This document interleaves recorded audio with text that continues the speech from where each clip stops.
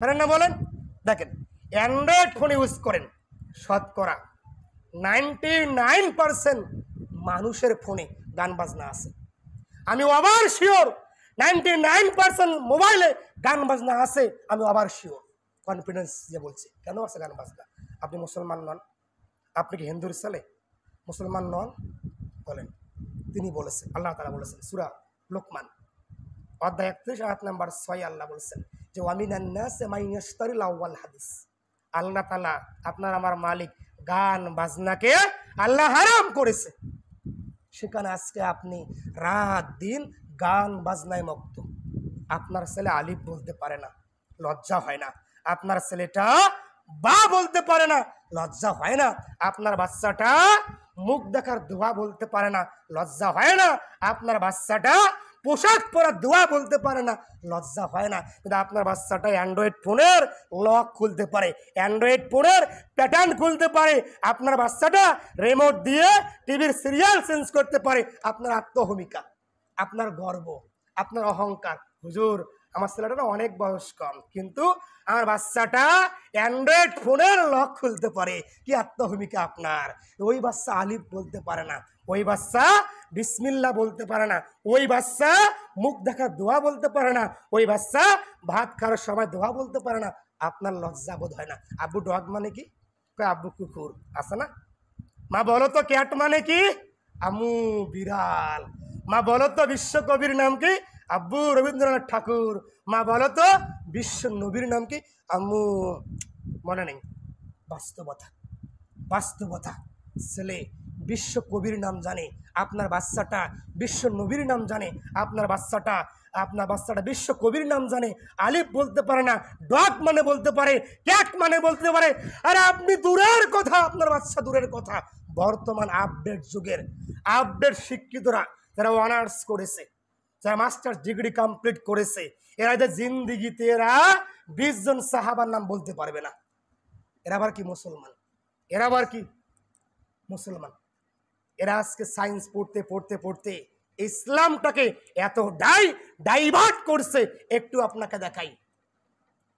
আপনার পাবনার প্রযুক্তি বিজ্ঞান ও প্রযুক্তি বিশ্ববিদ্যালয়ে একজন লেকচারার ছিলেন, উনি বলছে যে মহিলাদের জন্য এই প্রযুক্তি ক্যাম্পাসে হিজাব পরা নিষিদ্ধ।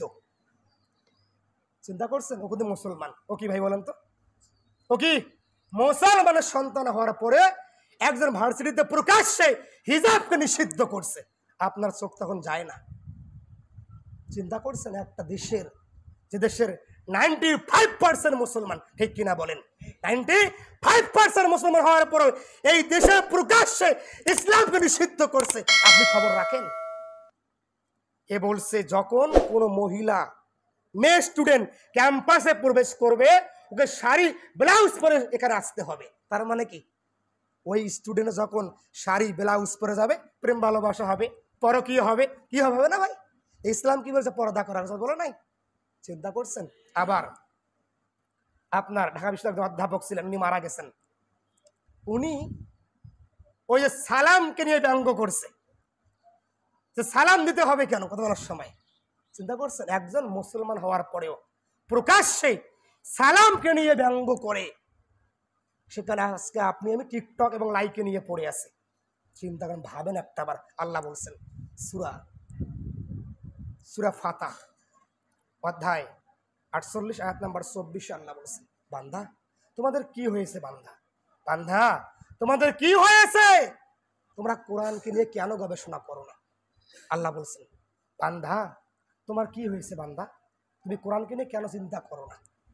আজকে আপনার ছেলে কোরআনকে নিয়ে চিন্তা করে না, কোরআনকে নিয়ে ভাবে না। এই যে রমাজান মাস চলে গেল, আগামী রমাজান আপনি নাও পাইতে পারেন, ঠিক কিনা বলেন? আগামী রমাজান আপনি নাও পাইতে পারেন। রমাজান যে চলে গেল, রমাজান থেকে আপনি কি শিক্ষা পেলেন বলেন তো? রমাজান মাস বের হওয়ার পরে কতজন লোক নামাজ ছাড়েন নেই? হাত তোলেন দেখি ভাই। নামাজ ছেড়ে নেই, এক নামাজ কাজা করে নেই, হাত তোলেন। কয়জন আছেন? রমাজান থেকে শুরু করে নিয়ে আমি একটা ওয়াক্ত নামাজ ত্যাগ করিনি। দেখেন হাতে গোনা কয়েকজন লোক, ঠিক কিনা বলেন? হাতে গোনা কয়েকজন, একই লোক রমাজান মাসে রাত ভর ইবাদত করছে, ঠিক কিনা বলেন? তার মানে কি তার মানে এটাই যে আল্লাহ আপনাকে বলেছে শুধু রমাদানে নামাজ পড়া ফরজ, তাই তো? এটা কি না, আপনার জিন্দিগিতে গোটা লাইফে তিনি গোটা বছর জুড়ে নামাজ ফরজ করেছেন আপনার জন্য, ঠিক কিনা বলেন? যারা নামাজ নেই এ কাফের, যারা নামাজ নেই এ কাফের, যারা নামাজ নেই এ মুশরিক, যারা সালাত নেই এ কাফের। এবং